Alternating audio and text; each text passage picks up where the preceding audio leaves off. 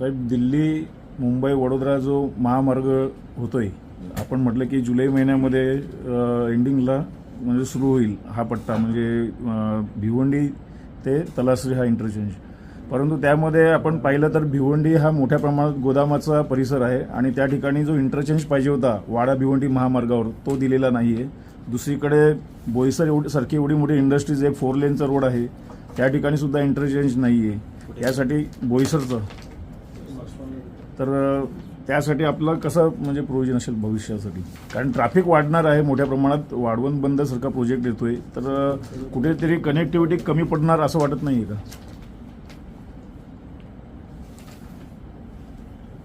भिवंडीवाडा रोडवरचा जो इंटरचेंज आहे, entry exit लामतच्या इथला, त्यासाठी मी आणि भिवंडीचे खासदार बाळामामा म्हात्रे आणि शिष्टमंडळ होतं, आम्ही भेट घेतली होती.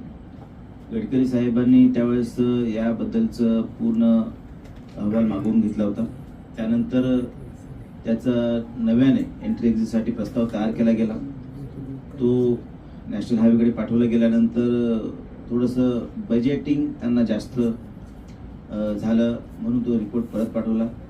अशा प्रकारे 3दा तो परत पाठवला गेला. आता फायनली 10 दिवसापूर्वी साधारणतः 160 कोटींचा प्रस्ताव हा नॅशनल हायवे ऑथॉरिटीकडे पाठवला गेलेला आहे. मी आता मागच्या आठवड्यात जेव्हा गेलो होतो तेव्हा त्यांचे जे चीफ इंजिनियर त्यांच्याशी माझी भेट झाली, माझं बोलणं झालं आणि आता ते फायनल ॲग्री झालेले, ते सकारात्मक, ते आता लवकरच त्याला मंजुरी मिळेल आणि लामतच्या इथला जो एंट्री एक्झिट आहे त्याला मंजुरी मिळेल.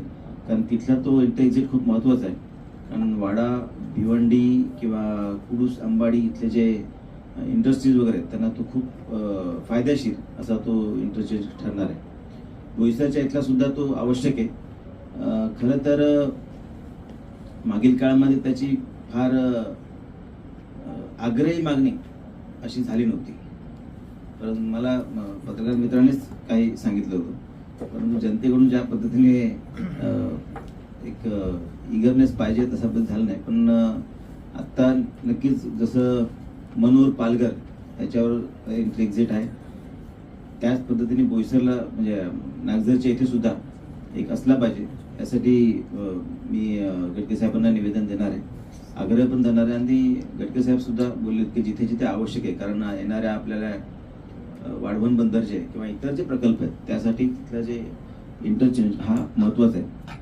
त्यामुळे येणाऱ्या अधिवेशनात मी त्यासाठी आग्रह धरणार आहे.